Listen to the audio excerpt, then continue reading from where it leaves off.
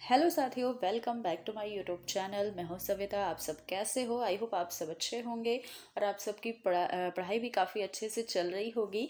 और आज की ये जो वीडियो है काफ़ी दिनों के बाद आपको मिल रही है, इसके लिए मैं माफ़ी चाहूँगी क्योंकि मैं भी कुछ वजह से बिज़ी थी, क्योंकि मेरी पढ़ाई चली रही आप सभी को पता है। तो इस हिसाब से मैं इस बुक को कवर कर रही थी। लूसेंट की जो बुक है, आपने देखा थंबनेल पर देख लिया होगा कि आज हम इस क्लास के अंदर जो भी पढ़ेंगे वो लूसेंट की बुक से पढ़ेंगे, जिसमें से ज्योग्राफी को मैंने स्टार्ट किया है। और ज्योग्राफी का जितने भी टॉपिक यहाँ पर दिए गए हैं सभी को एक एक करके लाइन बाय लाइन हम यहाँ पर पढ़ते चलेंगे।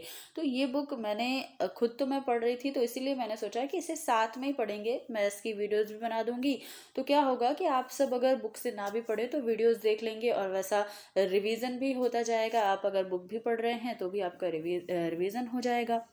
तो इसी तरीके से सारे सब्जेक्ट को हम कवर कर लेंगे। किसी दिन एक पेज, किसी दिन दो पेज, इसी तरीके से हम इसे पढ़ेंगे। अभी तो ज्योग्राफी स्टार्ट हुई है, साथ ही पॉलिटी, हिस्ट्री, ये सारे सब्जेक्ट को कवर कर लेंगे। तो चलिए क्लास को स्टार्ट करते हैं। ज्योग्राफी के अंदर फर्स्ट पेज में आपने देखा होगा जो भी चीज़ें दी गई हैं उसे आइए पढ़ते हैं। सर्वप्रथम भूगोल शब्द का प्रयोग किसने किया? इरेटोस्थनीज, जो कि एक ग्रीक विद्वान हैं, इन्होंने सबसे पहले कह सकते हैं सर्वप्रथम भूगोल शब्द का प्रयोग किया था। ये जो शब्द है ग्रीक भाषा के दो मूल शब्दों से लिया गया है। भूगोल, जिसे हम इंग्लिश में जियोग्राफी कहते हैं, ये ग्रीक भाषा का शब्द है जियोग्राफी।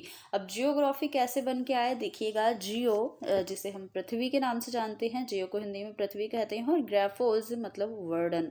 तो यहाँ पर ये दो शब्दों से मिलकर बना है जियो और ग्राफोज। जियो का अर्थ है पृथ्वी और ग्राफोज का अर्थ है वर्णन करना। तो ग्रीक भाषा के दो शब्द हैं जियो, ग्राफोज, यहाँ से प्राप्त किया गया है। और दोनों को एक साथ रखने पर इसका अर्थ क्या बनेगा? तो पृथ्वी का वर्णन। अब आपको पता चल गया जियोग्राफी कहाँ से निकल कर आया। ग्रीक भाषा के दो शब्द जियो और ग्राफोस से, जिसका सबसे पहले प्रयोग किसने किया था? एरेटोस्थनीज ने किया था। ये भी एक ग्रीक विद्वान थे। अगला है, आगे दिया गया है, भूगोल के नामकरण और इस विषय को प्राथमिक स्तर पर व्यवस्थित स्वरूप प्रदान करने का श्रेय यूनान के निवासियों को जाता है। ये चीजें दी गई हैं। आगे देखिएगा, हिकेटियस ने अपनी पुस्तक जस पीरियडस अर्थात पृथ्वी का वर्णन में सबसे पहले सर्वप्रथम भौगोलिक तत्वों का क्रमबद्ध समावेश किया था। अध्ययन के लिए स्वतंत्र विषय के रूप में भूगोल को 19वीं शताब्दी में ही मान्यता मिल गई थी, बट 20वीं शताब्दी के आरंभ में भूगोल जो है मनुष्य और पर्यावरण के पारस्परिक संबंधों के अध्ययन के रूप में विकसित हुआ। और इसकी दो विचारधाराएं यहाँ पर बनी। पहला संभववाद और दूसरा निश्चयवाद। देखिएगा, संभववाद क्या था? तो इसके अनुसार मनुष्य अपने पर्यावरण में परिवर्तन करने में समर्थ है तथा वह प्रकृति प्रदत्त अनेक संभावनाओं को अपनी इच्छा के अनुसार उपयोग कर सकता है। और इस विचारधारा के समर्थक यानी कि संभववाद के समर्थक कौन थे? भूगोलवेत्ता वाइडल डिलाव्लास और फेवरे। तो ये था संभववाद के बारे में। अब देखिए, यहाँ पर एक पिंक बॉक्स है जो काफ़ी ज़्यादा फेमस है लूसेंट का, सभी बताते हैं। टीचर्स भी कई यहाँ पर रिकमेंड करते हैं कि जो लूसेंट के पिंक बॉक्स होते हैं उसे आप बहुत ही अच्छे से पढ़िएगा, क्योंकि यहाँ से हमें क्वेश्चंस दिख जाते हैं। तो आइए इसे भी देख लिया जाए। लिखा है, भूगोल का जनक किसे कहा जाता है? तो हिकेटियस को कहा जाता है। ये तो आपने देखा कि एक क्या है, सॉरी, यहाँ पर इरेटोस्थनीज थे जो व्यवस्थित भूगोल के जनक थे। ये एक ग्रीक विद्वान थे, है ना। वर्तमान भूगोल का जनक किसे कहा जाता है? अलेक्जेंडर वान हम्बोल्ट को। व्यवस्थित भूगोल के जनक है इरेटोस्थनीज। और भौतिक भूगोल के जनक कौन है? तो यहाँ पर पोलिडोनियम है। सांस्कृतिक भूगोल के जनक हैं कार्ल ओ शावर। साथ ही गणितीय भूगोल के संस्थापक कौन हैं? तो थेल्स व एनेक्सीमिंडर हैं। विश्व ग्लोब का निर्माता कहा जाता है मार्टिन बैहम को। विश्व मानचित्र के निर्माणकर्ता हैं एनेक्सीमिंडर। और भौगोलिक विश्वकोश का रचनाकार स्ट्रैबो को कहा जाता है। तो यहाँ पर पिंक बॉक्स को भी हमने कवर किया है। अब आगे दूसरा जो था विचारधारा, पहली तो संभववाद थी, दूसरी निश्चयवाद है। निश्चयवाद का मतलब है इसके अनुसार मनुष्य के सारे काम जो हैं वो पर्यावरण के द्वारा ही निर्धारित होते हैं। जैसे कि नाम से ही ज्ञात हो रहा है, निश्चय है, जो चीज निश्चित है, जिसमें हम कुछ भी परिवर्तन नहीं कर सकते अपनी इच्छा के अनुसार। अतः मनुष्य को स्वेच्छापूर्वक कुछ करने की स्वतंत्रता कम है। यहाँ पर चीजें निश्चित हैं, जबकि संभववाद में क्या था, जो इंसान था, मनुष्य था, वो अपनी इच्छा के अनुसार परिवर्तन कर सकता था, है ना। तो यहाँ पर इस विचारधारा के प्रमुख समर्थक हैं भूगोलवेत्ता रिटर और रैटजेल, और साथ ही एलन सैम्पल और हटिंगटन।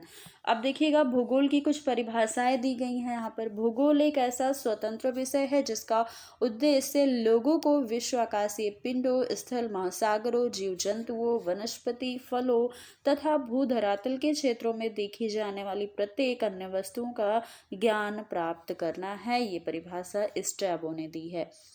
आगे देखेंगे तो भूगोल जो है पृथ्वी की झलक को स्वर्ग में देखने वाला एक आभामय विज्ञान है। ये कहा क्लैडियस और टॉलमी ने।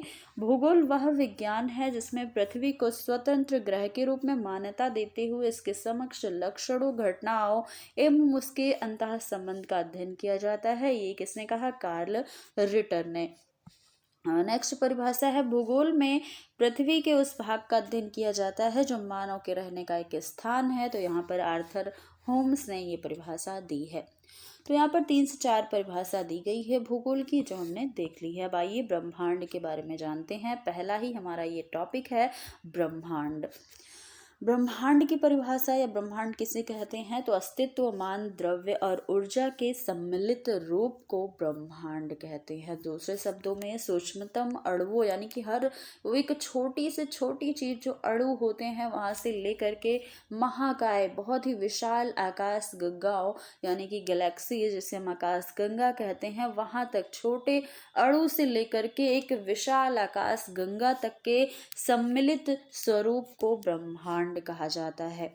ब्रह्मांड की उत्पत्ति से संबंधित प्रमुख सिद्धांत हैं। यहाँ पर देखते हैं हम कि पहला सिद्धांत क्या है। जो ब्रह्मांड की उत्पत्ति से रिलेटेड कुछ सिद्धांत हैं कि इसकी उत्पत्ति कैसे हुई, ब्रह्मांड कैसे बना। पहला सिद्धांत है महाविस्फोट सिद्धांत, जिसे बिग बैंग थ्योरी कहा जाता है। इसके प्रतिपादक हैं एब जॉर्ज लेमैत्रे। दूसरा सिद्धांत साम्यावस्था या सतत सृष्टि सिद्धांत या फिर स्थिर अवस्था संकल्पना सिद्धांत, इसे हम इंग्लिश में स्टेडी स्टेट थ्योरी बोलते हैं। इसके प्रतिपादक हैं थॉमस गोल्ड और हरमन बॉडी। अगला है दोलन सिद्धांत, जो कि काफ़ी बार ये फेमस भी है सिद्धांत, काफ़ी बार हमें पढ़ने को मिलता है, एग्जाम में भी देखने को मिलता है। पल्सेटिंग यूनिवर्स थ्योरी, ये डॉक्टर एलन संडेजा के द्वारा दी गई है। और स्फीति सिद्धांत, जिसे इंग्लिश में इन्फ्लेशनरी थ्योरी बोलते हैं, इसे एलन गुथ के द्वारा दिया गया है। तो ये 4 सिद्धांत आपको याद रखना है। पहला महाविस्फोट, दूसरा सृष्टि सिद्धांत या साम्यावस्था, तीसरा दोलन सिद्धांत और चौथा स्फीति सिद्धांत या इन्फ्लेशनरी थ्योरी। तो ये 4 सिद्धांत ब्रह्मांड की उत्पत्ति से रिलेटेड थे। अब आइए देखिएगा, ब्रह्मांड की उत्पत्ति के संबंध में महाविस्फोट सिद्धांत यानी कि बिग बैंग थ्योरी जो है वो सर्वाधिक मान्य सिद्धांत है, वो अधिक लोगों के द्वारा मान्यता इसे दी गई है। इसका प्रतिपादन किसने किया था? तो बेल्जियम के खगोलज्ञ और पादरी एब जॉर्ज लेमैत्रे ने किया था। बाद में रॉबर्ट वैगोनियर ने इस सिद्धांत की व्याख्या भी करी थी। महाविस्फोट सिद्धांत के अनुसार क्या क्या चीजें बताई गई हैं इसमें, आइए देखते हैं। तो आरंभ में वे सभी पदार्थ जिससे ब्रह्मांड बना है वो अति छोटे गोलक यानी कि एकाकी परमाणु के रूप में एक ही स्थान पर स्थित था, जिसका आयतन अत्यधिक सूक्ष्म यानी कि छोटा और तापमान तथा घनत्व बहुत ही अनंत था, विशाल था।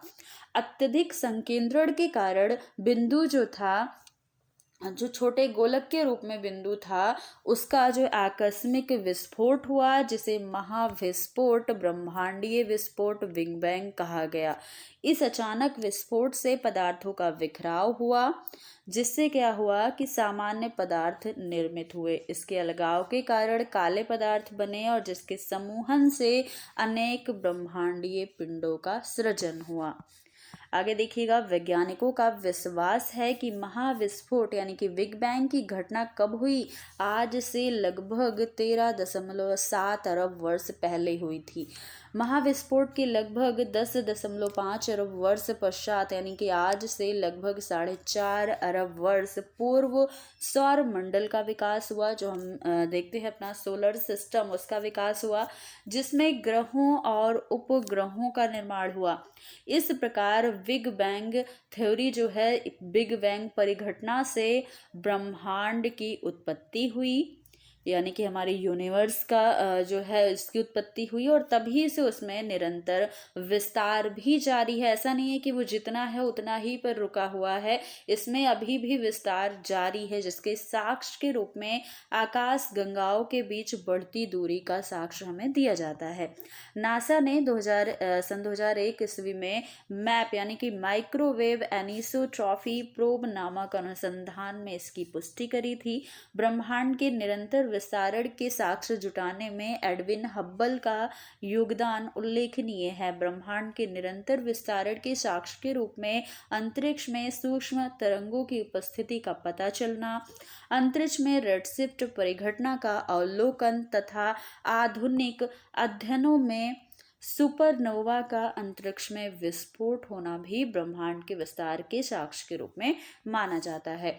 यहाँ पर नोट करके पिंक बॉक्स दिया गया है, इसे भी आइए कवर कर ही लेते हैं। दिया गया है कि नासा द्वारा 30 जून 2001 को डेविड विल्किंसन के नेतृत्व में बिग बैंग की पुष्टि हेतु मैप परियोजना, जिसे हम माइक्रोवेव एनिसोट्रॉफी प्रोब मैप का शुभारंभ किया गया। और मैप एक खोजी उपग्रह है जिससे प्राप्त चित्रों से बिग बैंग की पुष्टि होती है। और फिर क्या हुआ, 11 फरवरी 2013 ईस्वी को इस आधार पर नासा ने ब्रह्मांड की आयु 13.7 अरब वर्ष निर्धारित करने की घोषणा की। और डेविड विल्किंसन की सितंबर 2002 ईस्वी में निधन के पश्चात उनके सम्मान में मैप उपग्रह का नाम 11 फरवरी 2003 को डब्ल्यू मैप यानी कि विल्किंसन माइक्रोवेव एनिसोट्रॉफी प्रोब इनके नाम पर रखा गया, इनके सम्मान में।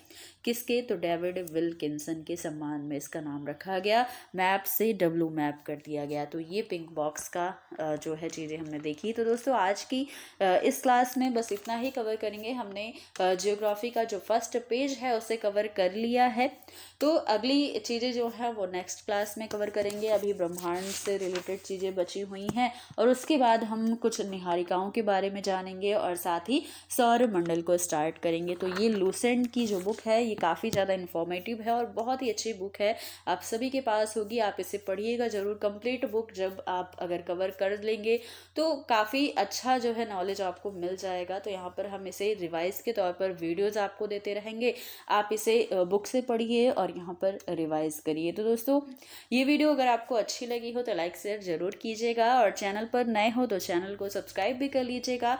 तो आप सभी इसे शेयर ज़रूर कर दीजिएगा। फिर मिलेंगे अगली क्लास में कुछ नई चीज़ों के साथ, तब तक के लिए धन्यवाद।